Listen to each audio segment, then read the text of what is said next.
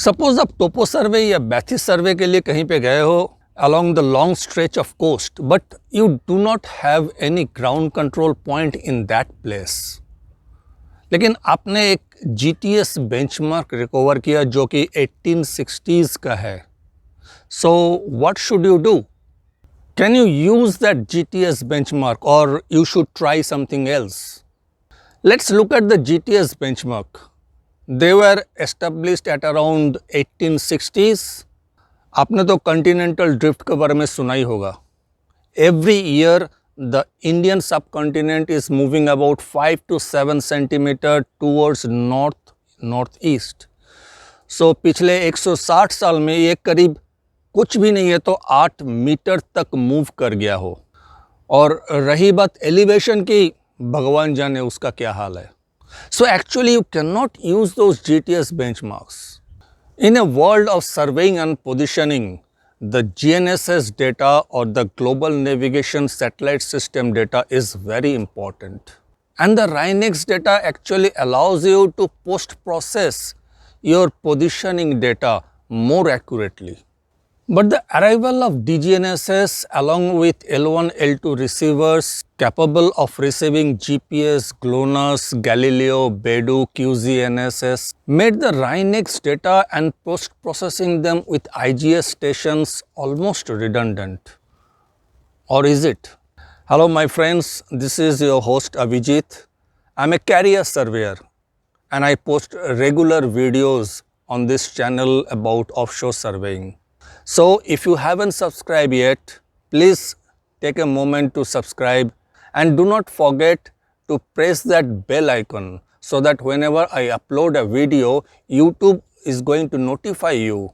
So with introductions done, let's start again. Receiver Independent Exchange Format or RINEX in short is a data interchange format for raw satellite navigation system data.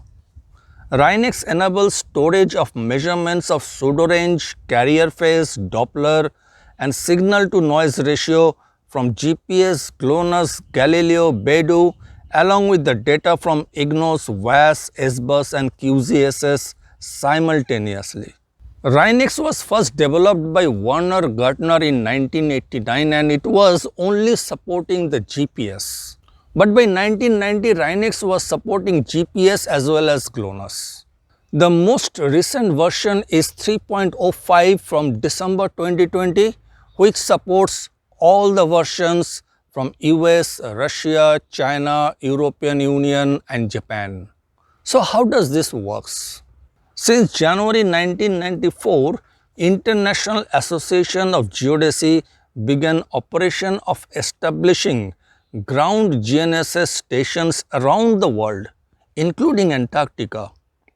These stations provided GPS orbits, tracking data and other data products for those stations.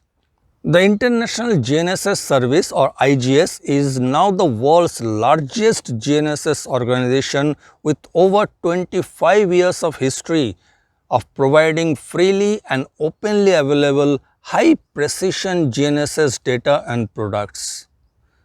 There are 508 IGS stations representing over 45 countries. IGS data and products are openly available to all users for use without restriction and are offered free of cost or obligation. These data are uploaded in a server on a daily basis. Link to the website is on your screen and also in the description below. You can see your station data on the map as well as on the table.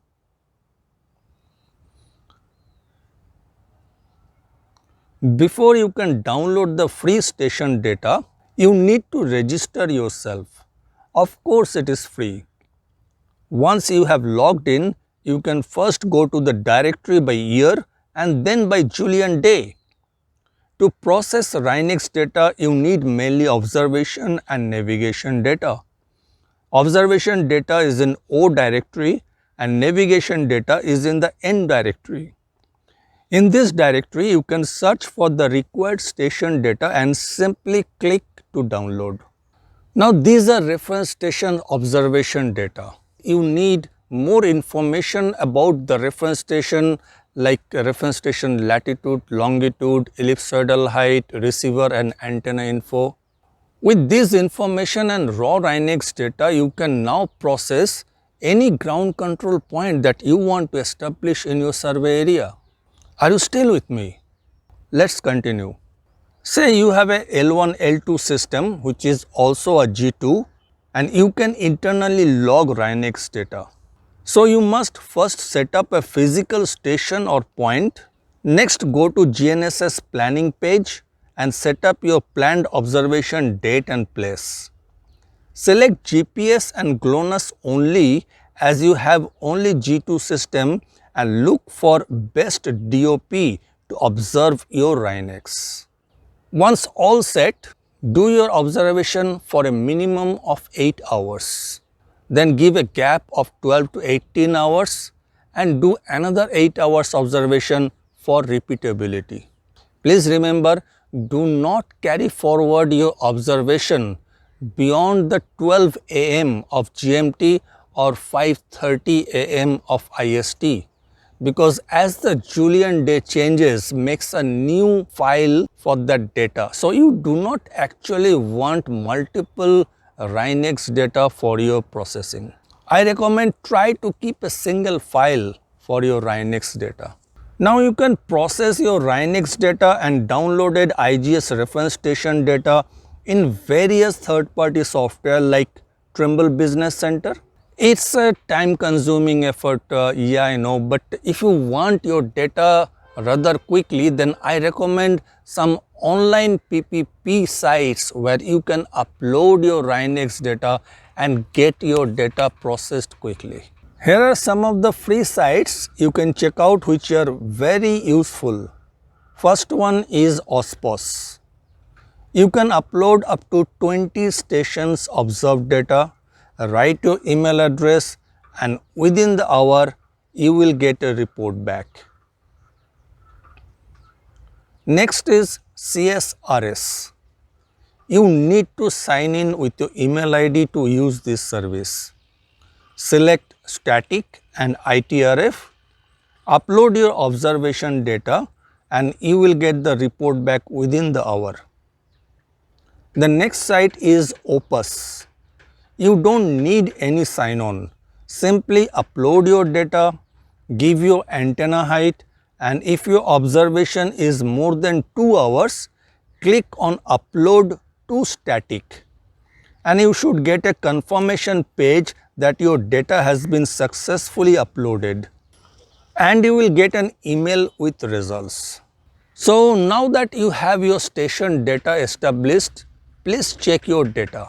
Your lat-long coordinate system 2 sigma or the confidence level should be within 3 to 5 centimeter and your elevation data should be less than 10 centimeter.